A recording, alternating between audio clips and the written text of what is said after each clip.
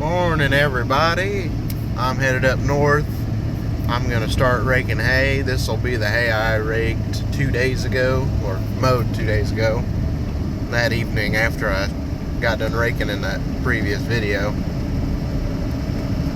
But I'm gonna rake it up. There ain't a lot, but it'll be time consuming because some of it's light, and some of the corners I'm just gonna take one wing and just pull most of them together into one windrow. So it'll be a time consuming deal for not much hay. But after I get done there, I'm gonna see what time Grandpa's gonna get here, if he gets up here, and he's gonna show me how to run the baler, and I'm gonna run it for him. I have never run a baler. I've been around them my whole life. Back when I was younger, I was always in the 4240 with Grandpa Bronstein when he was baling, and I knew exactly what number it was on when it was full and all that. But with years and not doing that, a lot of that information is gone. So he's going to show me how to do it. He says wrapping wise and all that, it's automatic. Just when that beeper comes on, stop. That way it wraps and it don't plug the baler. And he said once it's wrapped, all you gotta do is throw the gate open. So we'll just have to see what time he gets up here. Hopefully he does get up here. But like I mentioned in a previous video, he's going to the doctor today and they're gonna work on his thumb a little bit. So he may not be up to par to be able to come up here. If not, I may just call him and we'll see if that'll work. But we'll just have to see. So at least I'm gonna get the raking done. We'll have that much. Man, got some good looking corn down here, and got a real good looking fleet right here. Yeah, would you look at that group? Pretty solid looking equipment line. Those red boys, they could use a bit of a wax job. They're definitely gonna get one when they get back to the farm. 4430, it's just looking sharp. I'm glad I painted that old gal. And it's definitely nice having a cab raking this year, especially as hot as it is. And I did find some ground bees with the mower yesterday, so yeah. I've ran into them once before and I got lucky and was able to get away from them. But I really don't want to get into them. They were kind of riled up yesterday, so I'm just going to stay in the safe place, and that is that gab.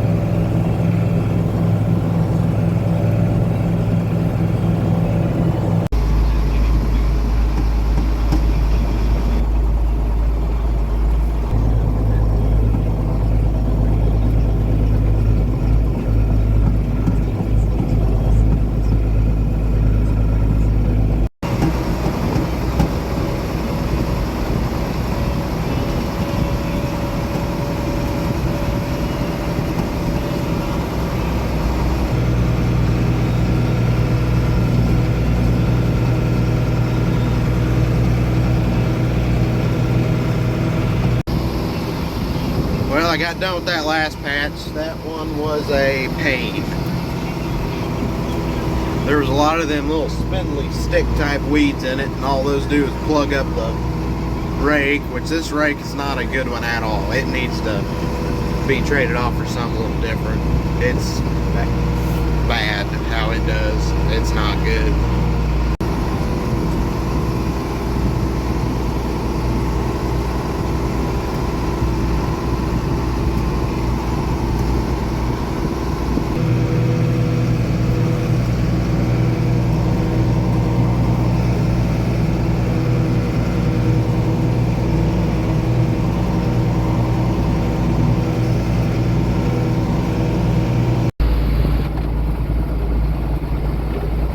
Hay was kind of thin here, so I'm just raking it all into one windrow. It takes a little longer to rake it that way, but it makes it a lot easier baling.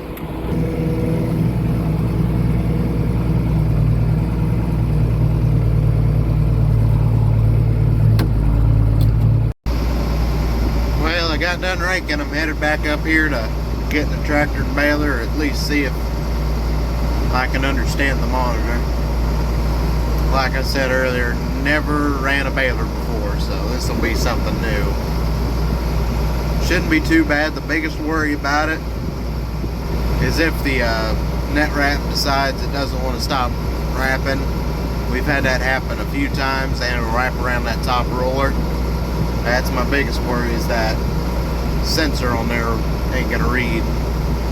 It's been known to do that before, but it ain't screwed up here yet. But knock on wood. Other than that, I ain't too worried. I know how fast to run, what RPM, so as long as I don't slug it, I really don't feel like digging out a baler. I've already done that once this year. If the weather was about the way it is today, hot. Worst part about right now, it's humid. But we'll just have to see. Morning, everybody. I did not end up having to bail yesterday. I called the boss and he said, don't worry about it, just wait till he's up there because he'll show me everything I need to know. I kind of understood it because I watched some videos on YouTube about it. Fairly simple, I just gotta pay attention. But I'm gonna head up this morning. I'm into Power Stroke. We finally got an alternator on it so it keeps charge. It's been sitting for about a month or two since you can't keep charging it because the alternator wouldn't charge. So this truck's set till we had time to work on it. Grandpa put a new alternator on it yesterday, and we loaded some chemical up on the back. I'm gonna drop this truck off at our neighbor's up here. He has a field right next to the 80.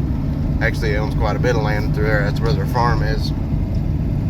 My grandpa, he can't run the sprayer, and I don't know how to run the sprayer. And the time it'd take for us to get the sprayer down here and for him to show me how to do it. Our neighbor up here, he said he'd spray it for us, so I'm gonna take the chemical in this truck, drop it off there. Grandpa should be picking me up. We're gonna head up north, and I'm gonna finish raking, and he's gonna start baling, and we'll see how long that takes. This is probably the most time consuming part of the raking. It's a lot of small waterways and such. A lot of stuff I'm only gonna be using one side of the rake.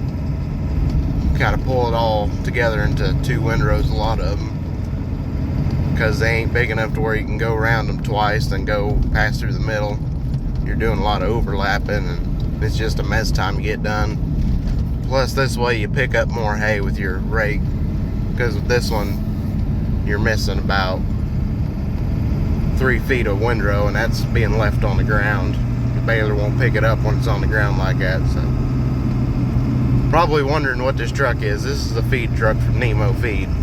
They actually just brought us some feed and put it in the bulk bin we got at the house there. That's what we've been feeding the calves, kind of getting them fattened up. It means we're low on grass at the moment. They do got a bale of hay out there, but not next week, since it's hot. They're not going to do a calf sale next week at Edina, so probably wait another week or two and take them up. Gonna keep one heifer because she's big enough. We're gonna put her in with the bull, since that's a different bloodline. It works. New bull. And we're keeping a steer. Might keep two, just depending on how big they are. One for sure we're gonna keep. That way we can butcher it out and kind of replenish our stock of beef, and probably sell a little bit, because that seems pretty profitable, because everybody wants hamburger all the time. We butchered 2 steers last year, and it wasn't too hard getting rid of meat. A lot of people got hamburger, a few people got some steaks and stuff like that, which we can sell it cheaper than the store has been, so people will buy it, especially if it's farm grown and they know who it's coming from. They'll buy it, which I can't blame them. We've been eating our own beef for quite a while, and I trust it because I know where it came from.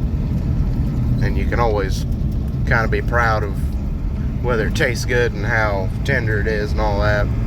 Quality of the meat, you can pat yourself on the back if it's good quality meat and you know you did good. So anyway, I'm gonna keep driving up here. We're taking it to this farm right up here. And then we're gonna head up north and get to haying. Raking. This here, what I'm doing, I'm using just one wing. I'm pulling over this hay here. Then I'll come back like I did right there. Then I'll combine those two together. That way I'm picking up all the hay and it ain't as much turning with the baler. Kind of making bigger windrows feeds in better.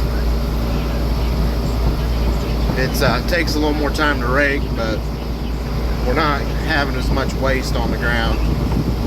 Like I mentioned yesterday, this rake is bad about not getting all the hay. We usually have a strip right in the middle of one of them windrows. But yeah, that's how I'm doing this. He's just started baling a minute ago. He had to rinse some fuel in his tractor. He's up here today baling. I'm gonna keep on raking.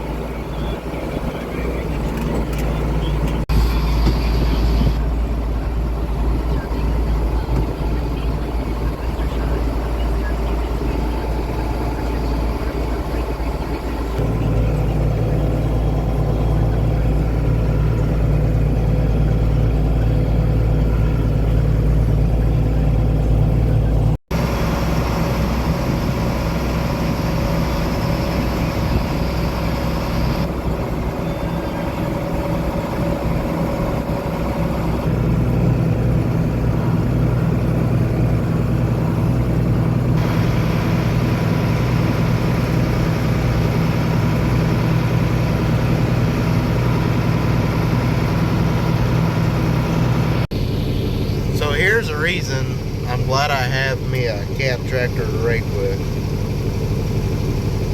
See all them things flying around? Those are ground bees. You don't want to get stung by those. If you've been stung by a bee, it's about 1,000 times worse than that.